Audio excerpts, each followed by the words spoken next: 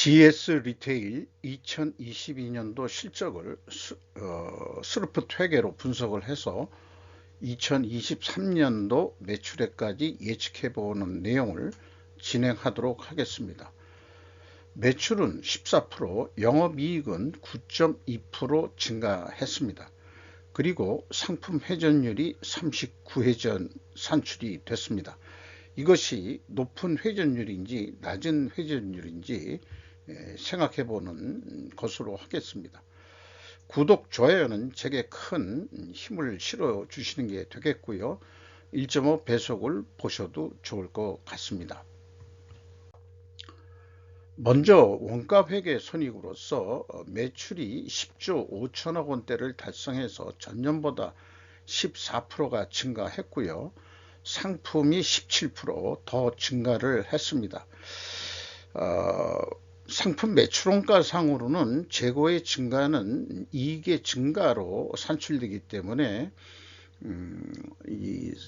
말하자면 원가 회계 쪽에서는 뭐 그렇게 나쁜 것은 아니라고 보지만은 이 재고 이익은 실제 이익이 아니라는 점에서 비판의 대상이 될 수 있다고 할 수 있겠습니다.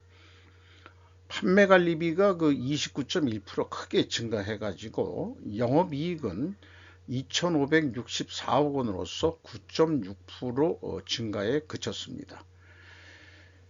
영업이익률도 0.1포인트 프로포인트 내려갔습니다. 스루프의 이 결과가 원래 그 상품 유통업은 원가회계 영업이익과 스루프 영업이익은 차이가 없는 것을 원칙으로 하나 일부 그 GS 리테일이 그 가공 그 상품이 있는 것 같습니다. 매출에 비례하는 매출 재료비가 그 9.4% 증가했습니다.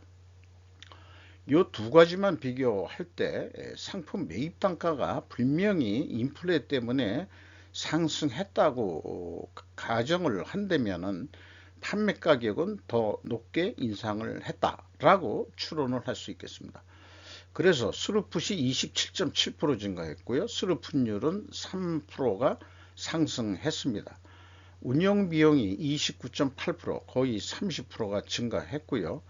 생산성 떨어지고 그 다음에 이 영업이익은 2,556억 원으로서 원가회계 영업이익 증가보다 적게 영업이익이 증가했습니다.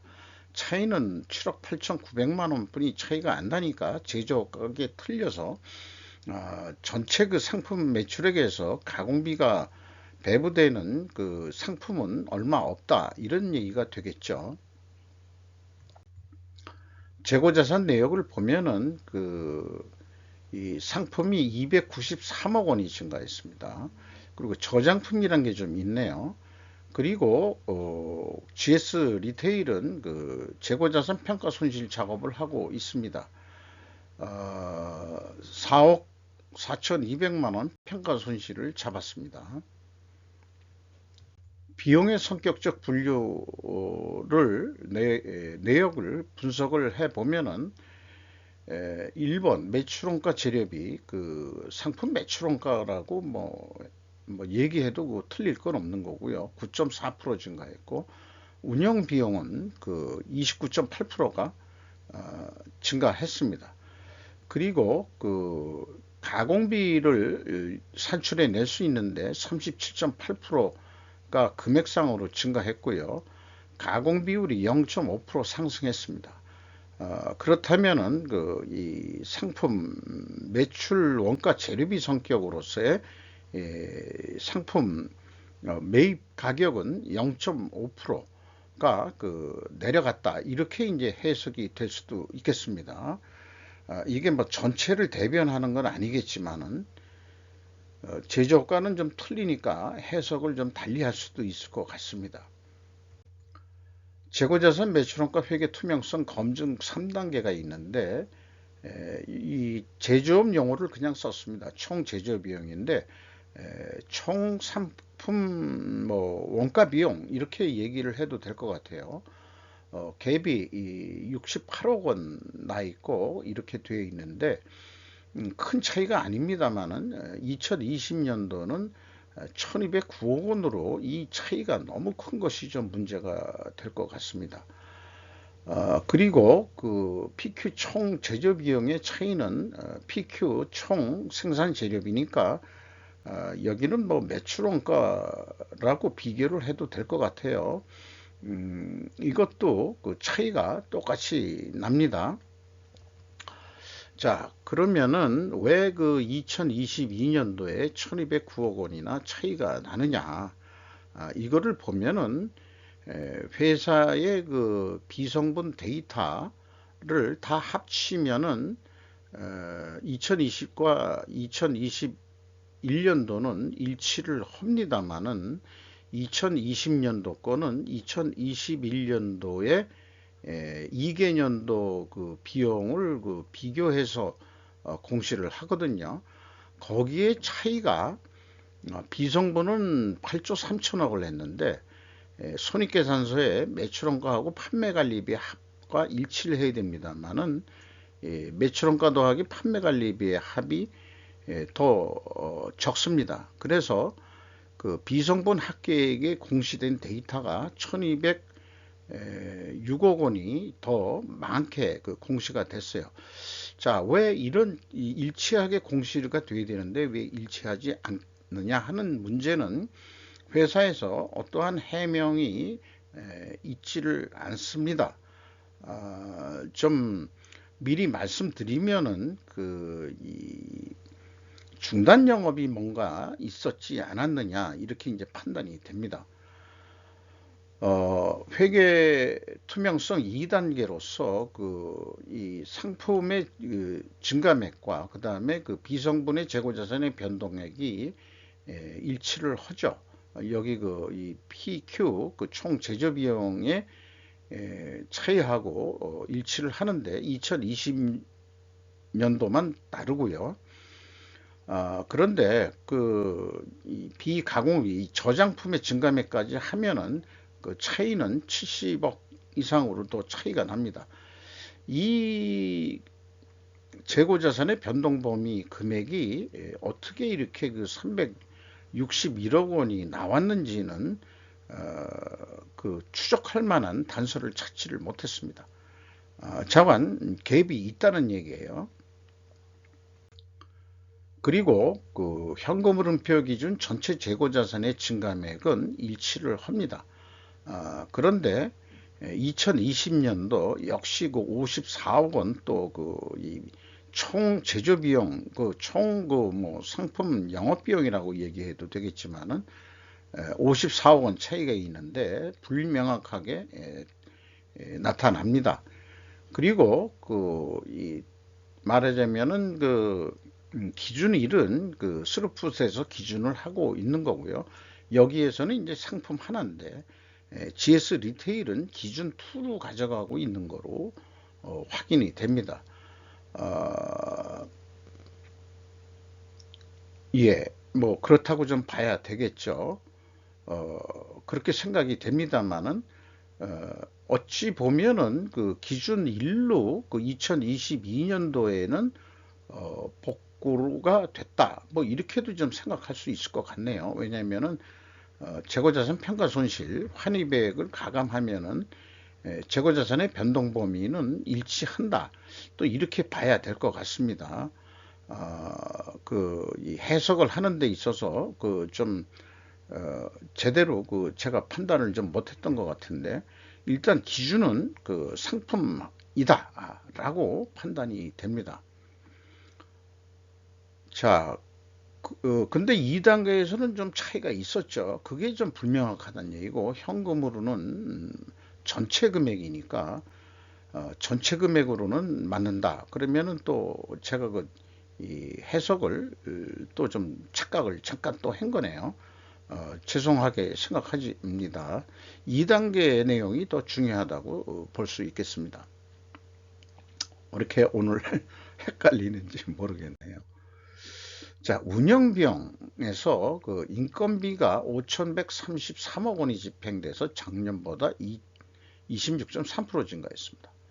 그리고 직원 수가 34명이 감소했는데 아마 자연 감소 성격 아니겠느냐. 정년 퇴직이라든지 등등 한 7,800명 정도에서 한 34명 정도는 정년 퇴직 정도 수준 아니겠느냐. 그런데 2021년도에 887명이 그 증가를 했습니다. 이 경우에는 뭔가 이 회사 규모를 늘렸다 이렇게 좀 봐야 되겠죠.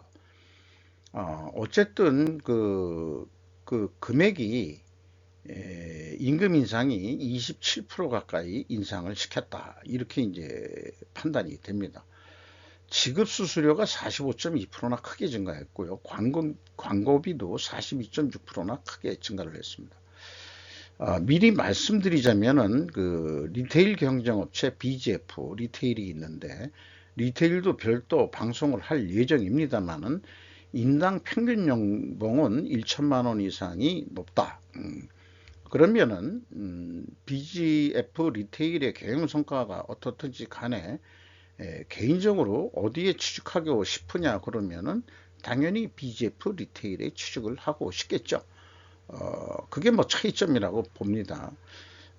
BGF 리테일을 중견기업이라고 본다 그러면은 GS 리테일은 나름대로는 대기업군에 들어간다 이렇게 볼 수 있겠습니다. 경영평가지표에 와서 상품 회전율입니다. 이것은 39회전 했다고 보고 전년보다 한 2.5회전 정도 하락을 했습니다. 근데 수르풋율은 3%가 상승했습니다. 이렇게 역방향이면은 제조업에서 가정해 보듯이 분식회계 개연성 가정을 좀 세워볼 수 있겠다. 이렇게 볼 수 있고요. 이것이 이제 GS 리테일에서 반증을 하려면 원자력 가격 상승과 판매 가격 상승으로 입증해야 됩니다. 그리고 총 자산 회전율은 일반적으로 제조업과 틀려서 유통업은 1이 다 넘는 것이 일반적인 건데 총 자산 회전율도 좀 상승을 했습니다. 영업 활동이 좀 더 활성화됐다 이렇게 볼 수는 있겠죠. 자, 그러면은 원재료 가격 상승과 판매 가격 상승을 우리가 데이터로 입증을 할 수 있느냐 하면은 리테일 업체는 제조업과 달라가지고 그 수많은 가지의 그 상품을 어떻게 상품군으로 해가지고 뭔가 평균 내기가 매우 어려울 것 같아요. 죄송합니다. 데이터로는 확인할 길은 없습니다.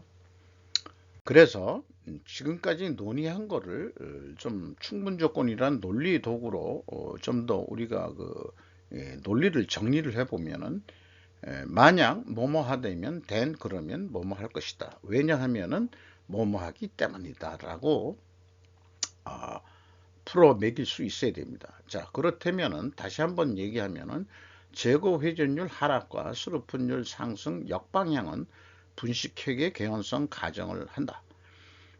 그런데 이것을 반증하려면 원재료 가격 상승과 판매 가격 상승으로 입증이 되기 때문이다.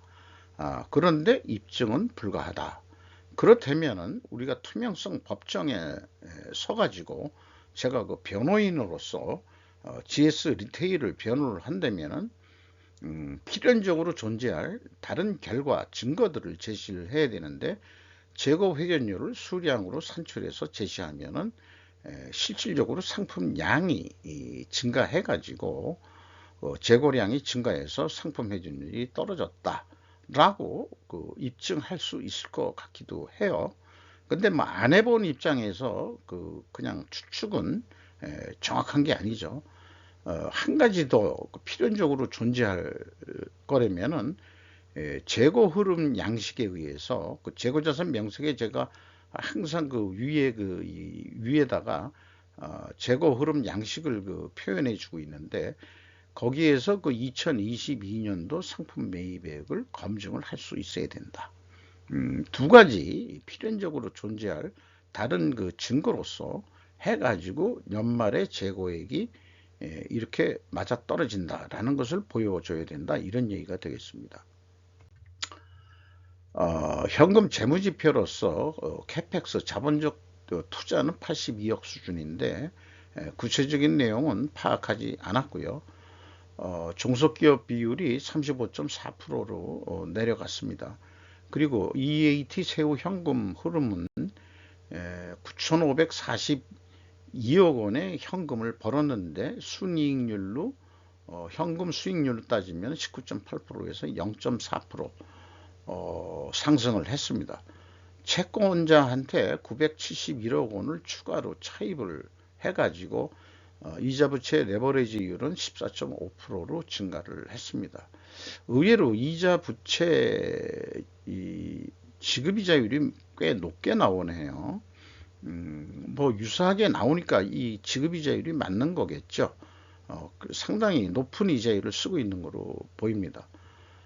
그 다음에 그 주주잉여 현금 흐름은 이 ROE로서 2.5%선인데 이거를 그 이익 배당률로 보시면 되겠는데 2020년에 비해서 그 이익 배당률을 상당히 높였습니다. 뭔가 이 배당 압력을 많이 받았다. 2022년도의 배당률은 사실상 2021년도의 경영실적에 의해서 실행되는 거기 때문에 2021년도의 실적이 좋아가지고 이익 배당률을 올렸다. 이렇게 되겠죠. 그러면 올해 이 경영 성과를 가지고는 과연 2023년 올해 2.5%를 집행할 수 있으려는지는 요거는 1사분기 이 사업보고서가 나와보면은 이미 집행이 됐겠죠. 지금 4월 초니까 확인해 볼 수 있을 것입니다. 최종 3,184억 원의 현금을 벌었다 라고 볼 수 있겠습니다. 이 차입금이 한 970억 분이 안 되기 때문에 그거를 초과하는 큰 금액이니까 그런 거 감안해서라도 3,184억 원은 벌었다. 그런데 작년에는 7,367억 원의 현금이 이거는 잃었다가 아니가 유출이 됐다. 왜 그렇게 표현하냐 그러면은 작년에 그 캐펙스 자본적 지출이 투자가 1조 9천억 거의 2조 원가량이 나갔거든요. 이것은 현금이 나간 거로 해석을 하는 거지만은 사업 합병 때문에 일어난 일로 해석이 됩니다. 현금 버퍼율은 약간 올라갔어요. 그러나 좀 여유가 있는 버퍼율은 아니겠습니다.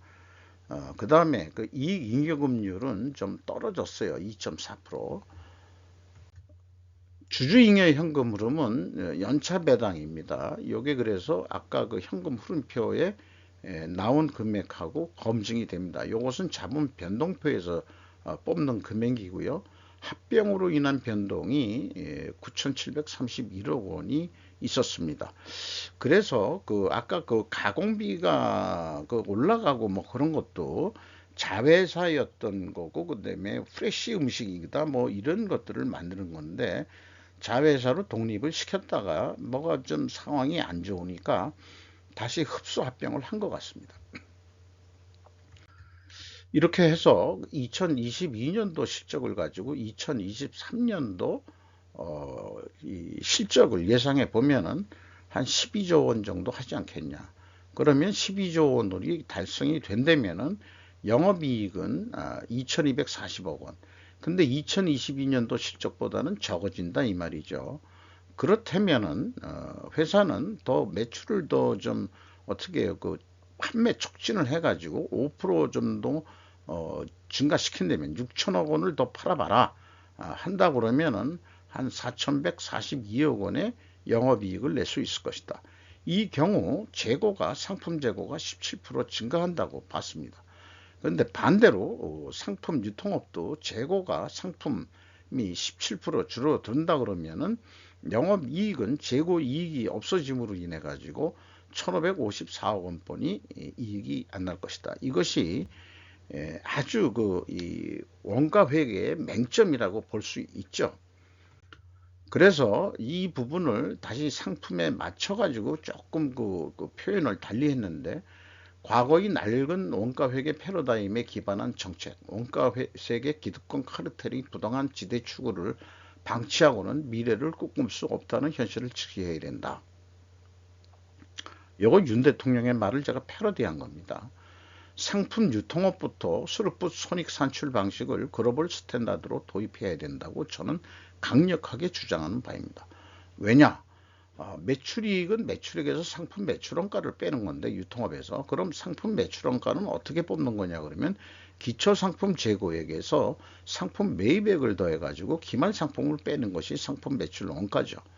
그러면 코스트 회계의 위의 산식은 진리인가? 우리는 수백 년 동안 이것이 진리인 줄 알고 살아왔습니다. 위의 산식대로 하면은 재고가 증가하면은 영업이익이 증가하고, 그 다음에 여기 매출이익이라고 표현했습니다. 궁극적으로는 영업이익까지 이제 영향을 미치는 거죠. 기말 재고가 감소하면은 매출원가가 증가하니까 결과적으로 매출이익이 감소하는 거죠. 재고 증감에 따라서 희비가 이렇게 엇갈린다고 그런다면 이것이 과연 바람직한 이 손익 계산 방법이냐 하는 거에 대해서 저는 국내 최초로 계속 의문을 던지고 바람직한 이 손익 계산 방법이 아니더라고 주장한 거죠. 그렇다면은 우리는 비판만 하는 게 아니고 대안을 제시하는데, 매출액에서 이 상품 출하량 그것만 빼라. 그게 상품 매출원가지. 이렇게 제안을 하는 겁니다. 결과는 마찬가지일 수도 있어요. 하지만은 재고 증감을 이것은 반영을 안 하는 겁니다. 그리고 이 회사 목표로서 상품 회전율을 이 바벨 전략으로 제안을 하게 됩니다. 그래서 스루프 관점으로 본다면은 있는 데이터를 말하자면 실적 베이스로 예상을 하면은 11조 한 6천억 정도면은 되지 않겠느냐. 그래서 11조 6천억에 한다고 그러면은 아까 원가 회계는 한 12조 원 하는 거로 됐는데 한 4천억 원 적게 나옵니다. 이 경우 영업 적자가 예상이 됩니다. 영업 적자 하자고 사업하는 건 아니니까 그러면 어떻게 해야 될 거냐? 그러면은 마진율은 확보된 상태에서 이렇게 예상을 한 건데, 재고 회전율이 39회전이었는데 5회전만 더 올려봐라. 13.2%. 그러면은 2,488억 원의 영업이익을 낼 수 있다. 매출은 13조 1천억까지 올려야 된다 하는 얘기가 나오게 되겠습니다. 이것이 현실적인 거고, 현재 이 판매 가격을 너무 올려가지고 실질적으로 과연 가격을 올려도 수요가 계속 상승할 수 있느냐의 여부는 좀 미지수라고 생각이 됩니다. 그리고 GS 리테일하고 그 다음에 BGF 리테일의 결과를 미리 좀 비교해 보겠는데요.